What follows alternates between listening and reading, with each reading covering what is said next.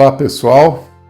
Bom, o tema da nossa palestra hoje é agroecologia como ciência para a produção de alimentos sustentáveis em larga escala. Então, no próprio título, dessa palestra, tem coisas que eu já quero ressaltar. A agroecologia é uma ciência muito bonita. Acho que a ciência que hoje pode dar maiores subsídios à agronomia de todas elas. Eu mesmo fui professor de agroecologia por muitos anos na faculdade e sempre a encarei como uma ciência importante na produção de alimentos. É com um pouco de tristeza que eu vejo que no Brasil de hoje esse termo agroecologia tem sido muito empregado mais para movimentos ideológicos, políticos ou sociais, com certeza válidos, não é essa a questão. A questão é que acabam por, vamos dizer, afastar ou espantar, uma boa parte do setor produtivo do agronegócio que gostaria de produzir, sim, de forma mais sustentável, mas muitas vezes não tem essa orientação à mão. Então, a outra coisa do título que eu quero ressaltar, além da agroecologia como ciência, é que a produção sustentável de alimentos, esse sustentável aí, o que eu quero dizer com isso não é apenas um mero adjetivo que se coloca hoje em tudo, quase por obrigação, tudo tem que ser sustentável, não. Estamos dizendo realmente o que seria uma produção sustentável. A produção, você usa aquele solo, que é um patrimônio da humanidade, você usa aquele solo, o produtor, por algumas décadas, e depois ele vai deixar para a próxima geração, seja o filho dele ou não, um solo melhor do que ele pegou. Quer dizer, produziu alimentos ali por décadas e ainda melhorou a condição física, química e biológica desse solo. Isso eu chamo de produção sustentável. É aquela que não degrada, não piora as condições dos fatores ambientais ou dos recursos ambientais. Então, produção sustentável de alimentos, eu quis dizer isso. Em larga escala, por quê? Porque muitas pessoas podem, às vezes, pensar que a agroecologia é uma ciência que só se aplica a pequenas propriedades, agricultura familiar, movimentos sem terra, etc. Não é disso que vamos tratar também aqui hoje.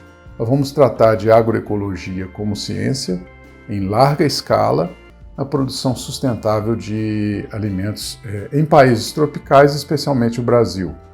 Eu sou agrônomo, meu nome é Antônio Teixeira. Eu proponho então que a gente parta para o primeiro slide. Vamos definir, até para a gente igualar aqui as expectativas, nivelar o que nós queremos dizer com agroecossistema. O agroecossistema é um sistema natural, ou um ecossistema, se preferirem, que foi alterado pelo homem para produzir alimentos, às vezes madeira, às vezes energia, às vezes fibras também, que é o caso do algodão, mas em geral é um sistema natural que teve que ser alterado para que o homem pudesse tirar dali alimentos em grande quantidade. Essa é uma necessidade a partir do momento em que a nossa sociedade deixou de ser rural para ser primordialmente urbana. Então são pequenas, o contingente de pessoas que moram no campo hoje é muito menor do que o contingente que mora na cidade. Daí a necessidade de produção, obviamente, em larga escala. Então, definido agroecossistema, que é o sistema agrícola, vamos definir então a agroecologia. Existem dezenas de definições aí na internet, no Google, nos livros.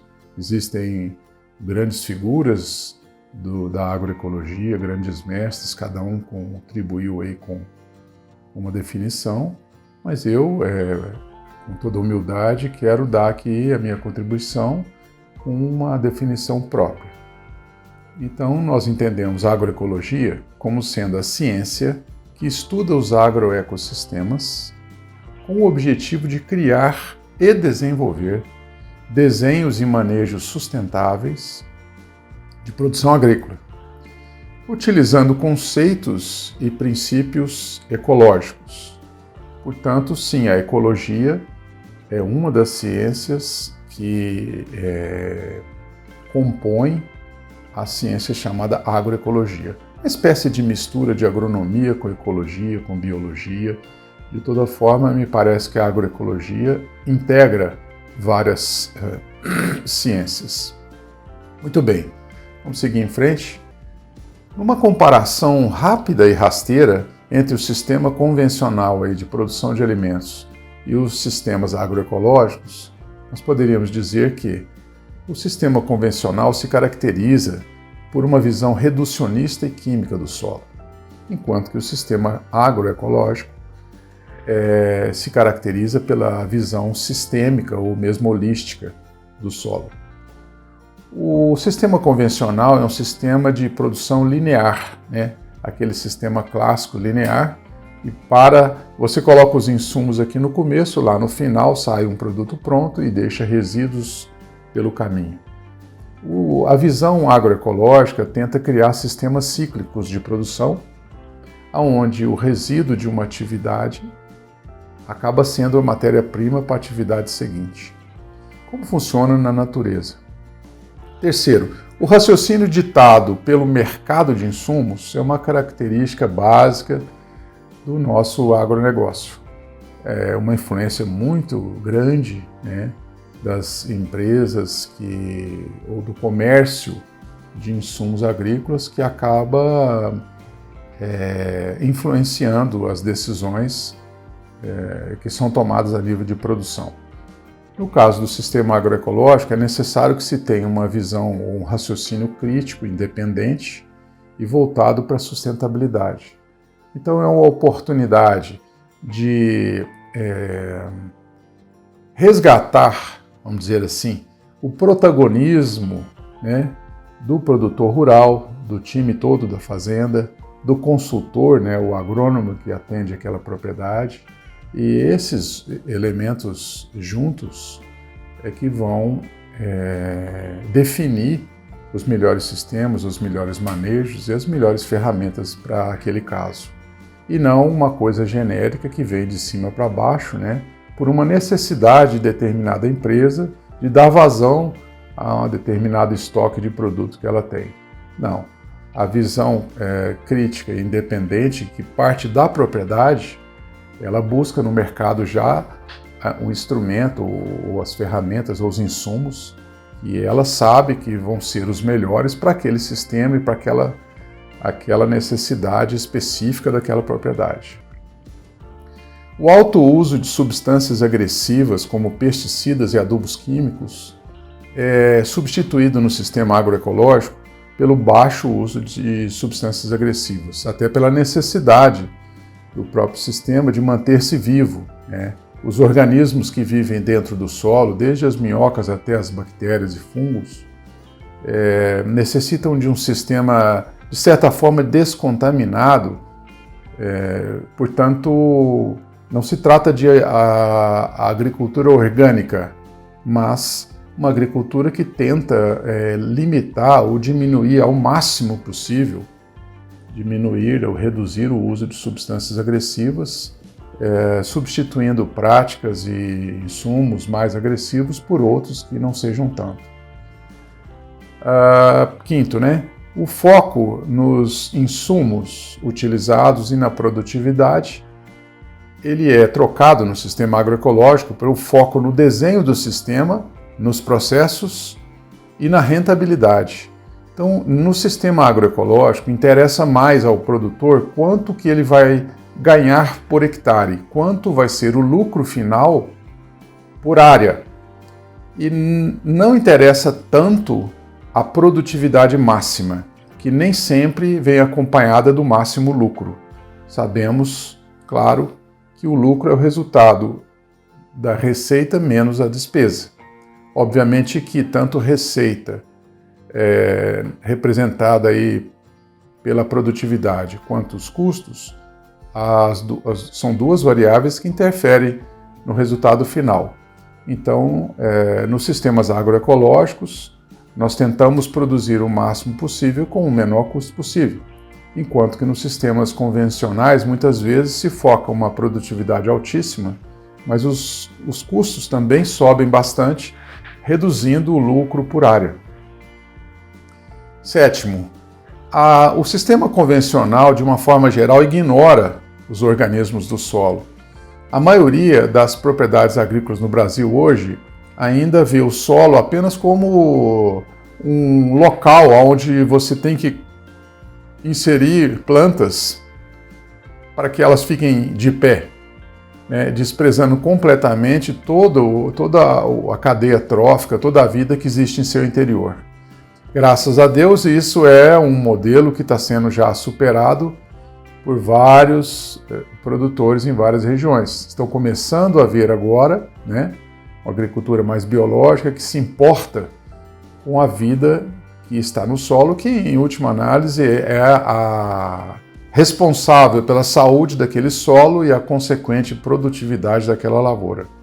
Então, no caso do sistema agroecológico, ao contrário do convencional, nós tentamos ao máximo proteger e aumentar os organismos edáficos, ou seja, aqueles que vivem dentro do solo, fungos, bactérias, actinomicetos, nematóides, que não prejudicam as plantas, que são a grande maioria das espécies, pequenos besouros, a mesofauna em geral, macrofauna, minhocas, etc. Então, toda essa fauna edáfica precisa de ser protegida para que o solo atinja seu máximo potencial. E por último, enquanto a agricultura convencional ela é caracterizada, se você parar para pensar, assim como uma medicina convencional também, ela tenta remediar os efeitos dos distúrbios. Remediar os efeitos dos distúrbios. Apenas às vezes apelidando esses efeitos com algum nome, que passa então a ser chamado de causa. Já no sistema agroecológico, além de eventualmente ter que remediar situações de urgência no controle de uma praga ou de uma doença, mas o sistema agroecológico não para aí. Ele vai buscar as causas que provocaram aquele distúrbio e assim tentar agir sobre essas causas para que no futuro não haja necessidade dessas intervenções mais agressivas. Então acho que aí eu resumi bem a comparação entre os dois sistemas, então seguimos em frente. Veja, se você pegar o solo, né, de uma forma geral, numa média, de 95% a 99% do peso dele são partículas minerais. Rocha moída, né, rocha intemperizada pelos próprios micro-organismos ao longo do tempo. Mas existe uma pequena parcela que varia entre 1% e 5% em geral, que na análise de solo é considerada matéria orgânica. Muito bem. E o que seria essa matéria orgânica? Bom, dentro, como você pode ver aqui na segunda bolinha do meio aqui, né? Opa, desculpa. Dentro aqui, ó, você tem humus estável, em torno aí de 80%, né? Uma matéria orgânica estabilizada, já com baixa atividade bioquímica e química. E você tem aí na faixa aí de 7 até 20, 21%, uma matéria orgânica mais lábil, né, que está mais à disposição da vida interior do solo. Bom, e além disso, você tem uma pequena fatia aí, talvez também 3, 4% no máximo, dessa matéria orgânica, que nós chamamos de a biota do solo, ou o genoma do solo, o micro, macro, mesofauna do solo, a parte viva, excluindo-se as raízes da planta. Então, aí dentro dessa fase que a gente chama de biota, aproximadamente 50% do peso, né, são fungos. Em torno aí de 30% são bactérias, em torno de 10% nematóides, algas, protozoários e 10% aí de outra fauna qualquer. Então veja que se você for olhar, a parte viva do solo, ela representa talvez 0,3, 0,4% do peso total desse solo, mas ela é vamos dizer assim, a fase que comanda todas as outras, é a fase ativa, né, que ativa todas as outras, que estrutura fisicamente o solo, que disponibiliza nutrientes minerais para as plantas. Então vamos ver um pouquinho disso aí. Olha aí, resumidamente, as funções dos organismos que vivem no solo.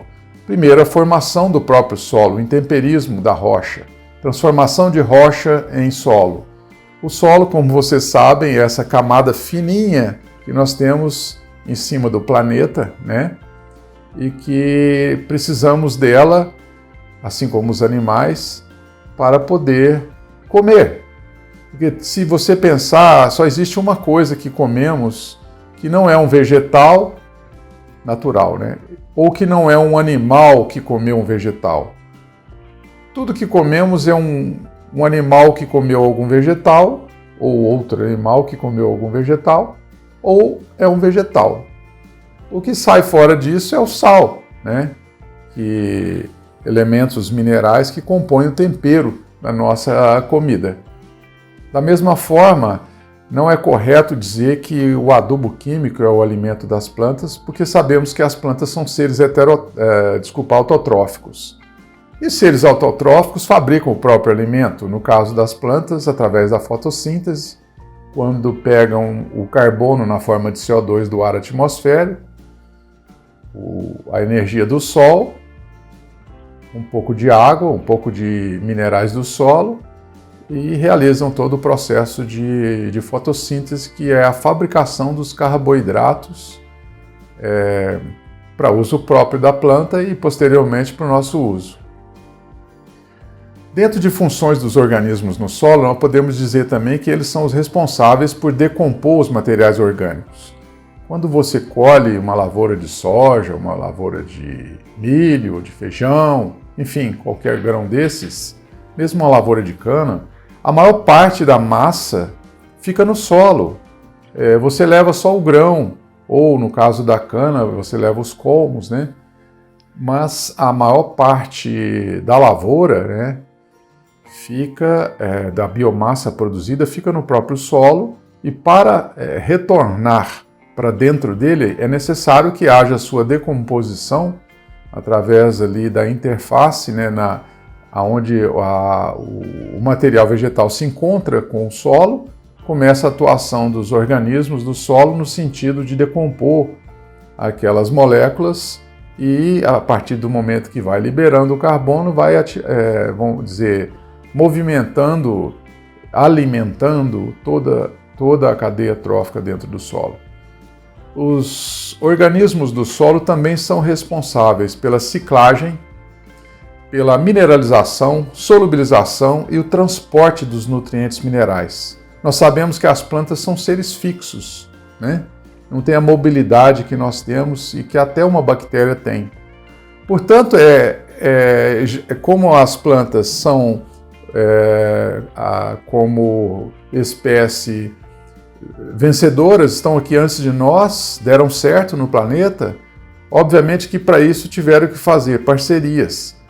E a parceria mais importante que a planta talvez tenha é debaixo do solo, com alguém que pode se mover e transportar, solubilizar os nutrientes até próximo das raízes, quando então as plantas podem absorver esses elementos minerais. Então essa mobilidade da biota do solo é fundamental para que a planta consiga alcançar os nutrientes minerais necessários ao seu desenvolvimento.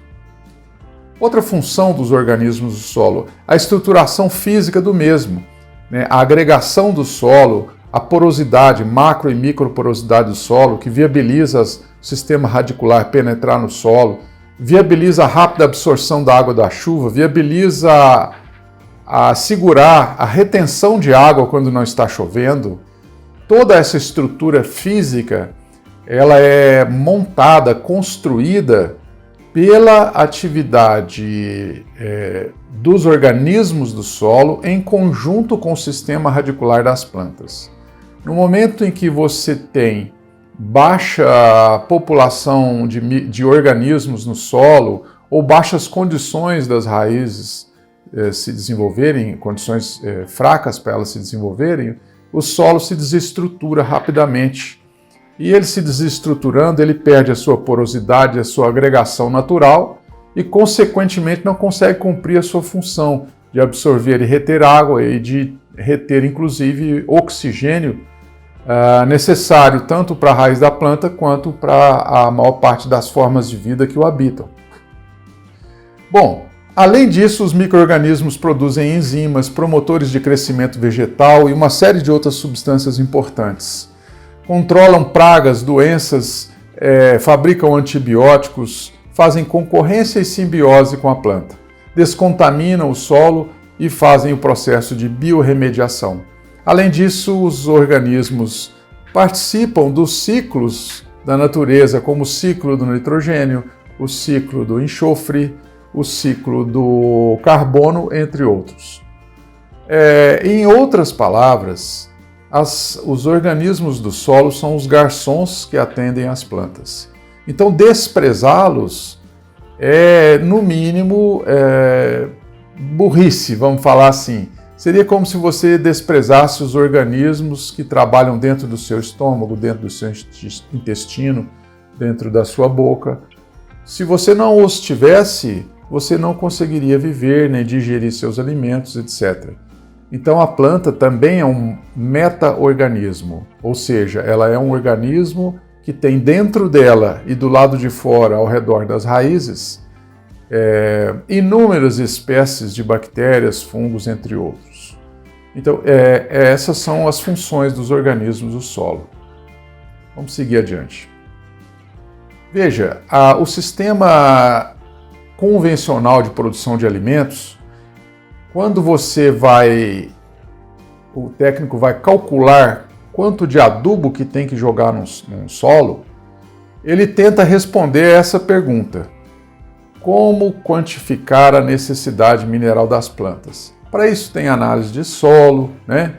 E no laboratório esse solo é submetido a extratores universais que simulam o que genericamente a raiz da planta faria em todas as condições, em todos os tipos de solo, que já é uma abstração muito grande, mas é a referência que temos. Em função disso e de uma série de cálculos que levam em consideração as perdas desse tipo de adubação, que tem adubos químicos se perdem por volatilização, se perdem por lixiviação, ficam presos no solo quimicamente e não disponíveis para a planta, e apenas uma baixa quantidade desse adubo mineral solúvel é que pode ser absorvida pelas plantas. Apesar de tudo isso, é ainda o modelo de adubação dominante no planeta Terra, inclusive no nosso país. Quando se parte para um modelo agroecológico mais sustentável de produção, claro que existe uma tendência de se sair dessa adubação química solúvel do estilo NPK e passar para adubação orgânica. E aí nós temos adubação orgânica de qualidade baixa, de qualidade média e de qualidade altíssima. Mas a pergunta, ela muda. A pergunta da adubação orgânica é como que eu posso estimular os organismos do solo? Essa é a pergunta a ser respondida. E para se responder essa pergunta, eu preciso analisar diversos pontos. Aqui tem alguns exemplos: temperatura de solo, pH, oxigênio, quantidade de água, de biomassa produzida, de biodiversidade, as inoculações microbianas, o fluxo de carbono nesse solo, se eu estou jogando substâncias ou em doses agressivas nesse solo e, finalmente, também a quantidade de nutrientes minerais precisa ser observada. É claro que você precisa dos nutrientes minerais para fornecer às plantas, mas percebe que dentro do modelo novo, o modelo que estamos transitando para ele, da adubação orgânica, a pergunta sobre quantificação de necessidade mineral das plantas é apenas mais uma pergunta entre muitas, dentro dessa visão holística dos sistemas agroecológicos. Só para vocês um exemplo aqui de cote carbono orgânico total do solo em toneladas por hectare em função do tipo de resíduo. Ou seja, se eu jogo um esterco verde, eu tenho uma retenção de carbono baixa no solo quando comparado a um processo de compostagem. O processo de compostagem é o processo mais adequado de se fazer uma adubação orgânica nos solos tropicais. Muito mais adequado do que simplesmente jogar no solo dejetos líquidos ou estercos verdes. Aí apenas uma visão eu tenho uma empresa de consultoria chamada Libertas, que é especializada na transição para modelos de base ecológica. Então, essa visão, em todos os nossos 67 clientes, você vai ver essa mesma visão. Um pátio de compostagem, que a gente chama de a fábrica do adubo, ou seja, é uma fazenda praticamente autossustentável em termos de adubação. O adubo é feito a partir dos resíduos gerados nas outras atividades, eventualmente comprando resíduos de vizinhos ou da região, para poder, fazendo uma receita equilibrada, chegar a um composto final, muitas vezes acrescido de pós de rocha regionais, que substitui amplamente, às vezes até totalmente, a adubação química comprada, que inclusive a grande parte é importada de países distantes do Brasil em dólar. Então, para se produzir a ureia, é necessário gastar combustível fóssil. É um processo que envolve altas pressões e altas temperaturas. Então, já a produção de composto orgânico, ela é feita no campo, não há necessidade de quase nenhum gasto com combustível fóssil, a não ser um trator, Então é um processo muito mais viável, tanto para o produtor quanto para o planeta. Aqui, rapidamente mostrando que os países de clima frio, por exemplo, Inglaterra e Canadá, quando comparados com o Brasil, os solos desses países têm um estoque de carbono e nitrogênio microbiano muito maior do que nos solos tropicais. No entanto, ao adicionarmos a variável tempo, saímos de quilos por hectare para quilos por hectare ao ano, então saímos da condição de estoque para a condição de fluxo, percebemos que aí o solo do Brasil leva uma vantagem enorme, ou seja, nossos solos, os solos tropicais, podemos afirmar que eles vivem muito mais de fluxo de carbono, de fluxo de nitrogênio, de fluxo de nutrientes em geral, do que de estoques estáticos. Isso norteia, então, as ações que podemos fazer com mais assertividade se queremos ter uma agricultura rentável ao mesmo tempo e ecologicamente correta. Portanto, eu proponho que nos solos tropicais as 3 letras da adubação deixem de ser o NPK e passem a ser as letras B e O, representando biodiversidade, tanto de plantas quanto de micro-organismos, bioativação, que seria a ativação biológica dos solos, através de manejos que possam aumentar as populações dos micro-organismos dentro dele, e biomassa, ou seja, nós precisamos de um aporte constante, contínuo, anual,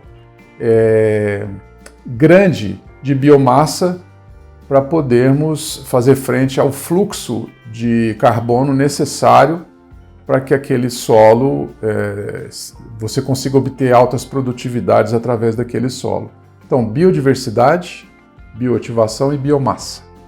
São os 3 bio da agricultura tropical. Com isso eu passo para uma segunda etapa.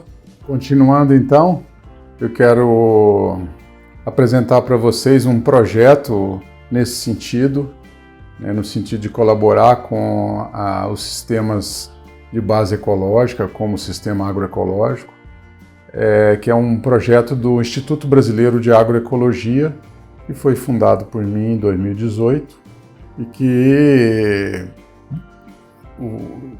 que tem a seguinte estratégia: pesquisar, produzir dados e evidências concretas que possam colaborar com a agricultura agroecológica, organizar esses dados, gerar procedimentos que viabilizem a sua aplicação, inclusive em larga escala. E também nos ocupamos no Instituto de ensinar, divulgar e estimular, como estou fazendo aqui hoje, a encontrarmos, quem sabe, pessoas engajadas ou pessoas que se sensibilizam com a necessidade urgente da nossa sociedade de produzir alimentos saudáveis, alimentos sadios, que possam tornar as pessoas mais saudáveis também. Doutora Ana Primavesi, talvez a figura mais importante da agroecologia no nosso país, já falecida, ela dizia que para que as pessoas tenham saúde é preciso que a alimentação seja saudável. E para que os alimentos sejam saudáveis é preciso que o solo seja saudável também. Então o produtor rural, ele busca hoje a produção, o lucro, mas não a qualquer preço. Ele quer produzir de maneira que o solo dele se torne cada vez mais saudável, para que a produção dele seja, vamos dizer, constante e que possa passar para as futuras gerações a mesma qualidade ou melhor de solo. Então, para poder medir como que o produtor está usando esse solo e as consequências futuras do seu tipo de manejo, nós criamos uma análise de solo especial que nós chamamos de análise de solo do futuro. Mas o nome oficial dela é esse aqui, ó, a contabilidade ambiental do solo. Do que se trata, né? Contabilidade ambiental do solo, nós vamos entender ela, acho que a partir do próximo slide aqui, ó. A contribuição do IBA para uma agricultura regenerativa. Então ela é a mensuração e o registro anual de parâmetros físicos, químicos e biológicos do solo que apontem de forma inequívoca as consequências do sistema de produção que está sendo utilizado. Se ele está degradando ou se está recuperando aquele agroecossistema, bem como todo o ambiente na sua volta. Então veja, muitas vezes o produtor, na sua contabilidade financeira tradicional, pode estar obtendo um lucro, mas esse lucro está sendo obtido às custas de um futuro prejuízo que só vai surgir, aparecer lá na frente, muitos anos depois. Às vezes não vai ser nem aquele produtor que vai estar comandando aquela terra, aquele solo mais. Simplesmente porque o modelo de produção que ele escolheu é um modelo que vai desgastando, degradando, decompondo devagarzinho o solo, aumentando o seu processo de degradação, até que chega-se num limite em que, muitas vezes irreversível, que nós começamos a construir verdadeiros desertos dentro de um país tropical, por exemplo. Muitos dos desertos que existem hoje no planeta Terra, eles eram civilizações pujantes que praticavam ali naquele solo uma agricultura que esgotaram, então, finalmente, depois de décadas ou até de séculos, esgotaram os recursos daquele solo. Em outras palavras, reduziram o teor de carbono desse solo, o teor de matéria orgânica, a vida nele contida, destruíram a parte física desse solo, e aí o processo irreversível caminha para a desertificação. Para evitarmos que isso aconteça, então é necessário que haja um monitoramento. Então, essa é a proposta da contabilidade ambiental do solo. Uma análise de solo que serve para 3 funções. A primeira, para calcularmos aí a quantidade anual de corretivos e adubos a serem colocados naquele terreno, de acordo com a cultura, assim como faz o sistema comum de análise química do solo. Esse também serve para isso. Porém, ele, além disso, ele serve para monitorar, serve para o produtor entender ao longo do tempo se o processo que ele está usando para produzir está melhorando ou piorando o solo. Portanto, nesse sentido, a contabilidade ambiental do solo não é uma foto, não é um retrato de um momento como é a análise química convencional.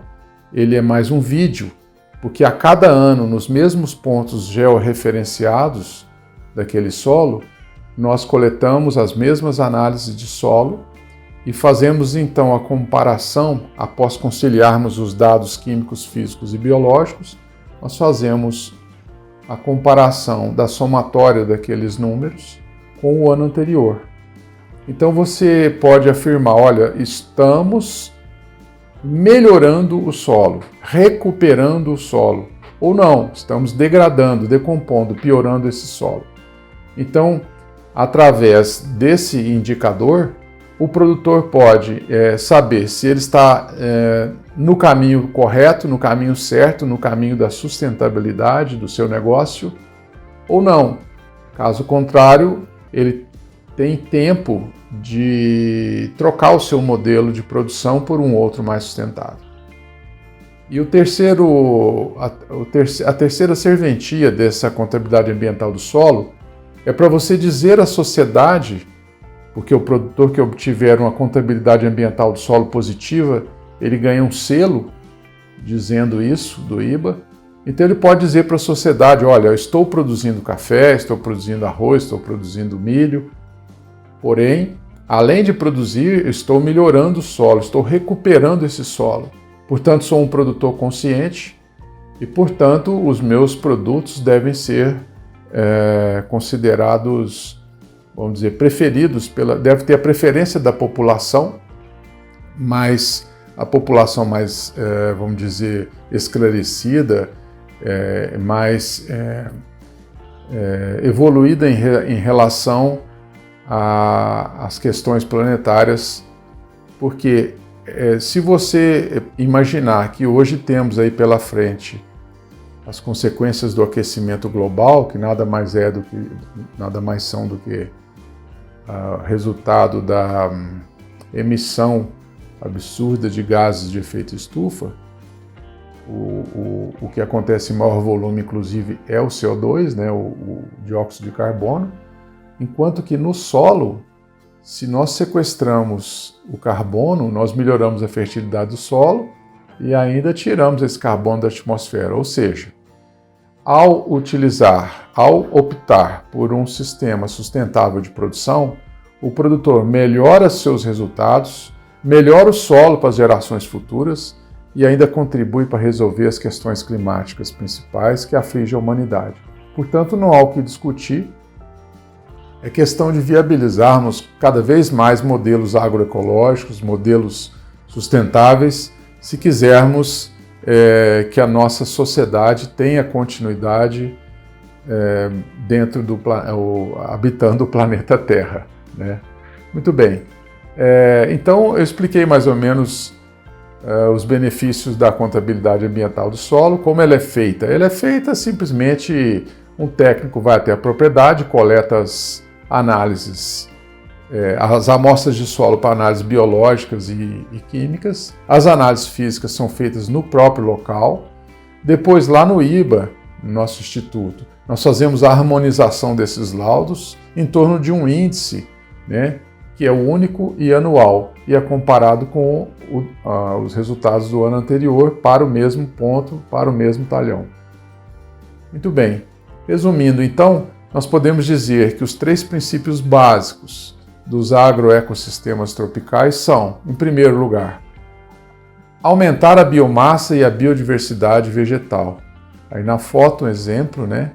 Uma lavoura de café, vocês veem que tem uma pequena faixa de cobertura morta e em seguida uma faixa com braquiária viva. Então, nesse tipo de lavoura, ocupa-se 100% da área fazendo fotossíntese, solo 100% coberto com matéria viva ou morta o ano inteiro, né? e utilização de roçadeiras ou trinchas ao invés de herbicidas, um modelo claramente superior ao modelo onde as ruas do café ficam com o solo nu, exposto à erosão hídrica, eólica e aquecimento excessivo, que prejudica não só as raízes da planta, mas principalmente os micro-organismos do solo. Então, para que você vai ter um terreno onde só 50% desse terreno está realizando fotossíntese, que são as ruas do café, se você pode ter um terreno 100% trazendo a energia do sol para a terra, 100% dele fazendo fotossíntese, 50% via café, 50% via braquiária ou outra, e depois, através de uma pujante vida microbiana, você consegue decompor a braquiária roçada e assim devolver para o café todos os elementos necessários para que ele se desenvolva e produza bem. Sem dúvida que é um sistema mais robusto e mais lucrativo do que o convencional. O segundo princípio básico dos sistemas tropicais é promover a bioativação do agroecossistema. Fungos e bactérias são essenciais para, como já disse, estruturação física do solo, para o bom desempenho das plantas que estão sobre ele. Então, como que se promove a bioativação de um agroecossistema? É uma via de mão dupla. De um lado, você vem reduzindo manejos, substâncias e doses agressivas à vida. De outro lado, você vem aumentando manejos e substâncias e doses que promovem a vida, saindo de um ambiente tóxico para um ambiente saudável de forma equilibrada. Então, é necessário que se faça as duas coisas. Você, ao mesmo tempo que reduz a agressividade do seu manejo, você aumenta as atitudes em relação ao manejo menos agressivo. E o terceiro item seria aumentar a resiliência do agroecossistema, aumentando biodiversidade, dando um conforto maior para essas plantas e para os organismos do solo. Nós conseguimos que as plantas tenham condições de se defenderem de melhor forma das adversidades climáticas, ou seja, dos estresses abióticos e também, por que não, dos bióticos. É notório que nesses sistemas agroecológicos as plantas encontram uma condição natural melhor para poder se defender das pragas e doenças, reduzindo a necessidade de inputs externos agressivos, como os pesticidas, por exemplo. Então, buscamos sempre trabalhar tecnicamente nesses três elementos para poder montar desenhos o que eu chamo de verdadeira agricultura tropical.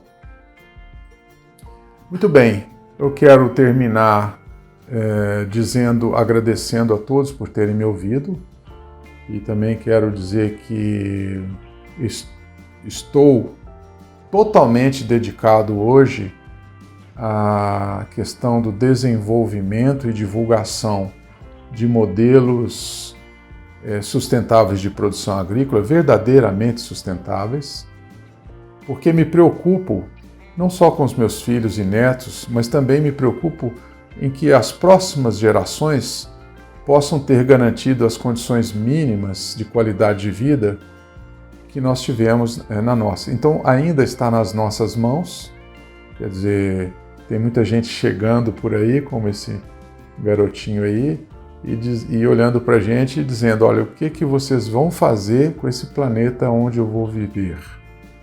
Então, cada um no seu trabalho, na sua profissão, acho que não existe hoje nada mais importante do que trabalharmos todos efetivamente ganhando dinheiro, claro, mas ganhando dinheiro, regenerando os sistemas naturais, regenerando e recuperando os recursos naturais do nosso planeta. Essa é a única forma que vai nos permitir no futuro aquela sensação de dever cumprido, né, ao ver que conseguimos superar essa dificuldade que nos encontramos hoje, né, de destruição ambiental que requer ações urgentes, e é isso que eu estou tentando fazer e convoco aos senhores e senhoras todos que estiverem me ouvindo a fazer o mesmo, né? Então, assim, os patrocinadores e parceiros do nosso pequeno instituto são a empresa Libertas, que é a minha própria empresa de consultoria, a consultoria agronômica, e também a Capefértil, a Corin, a Andrews, Instituto Goiano de Agricultura, Centro de Pesquisa da Fundação Mokichi Okada e o Movimento 4 por 1000 do governo francês. Muito obrigado a todos, estão aí os meus contatos e eu espero que eu tenha conseguido dar o nosso recado. Um abraço a todos.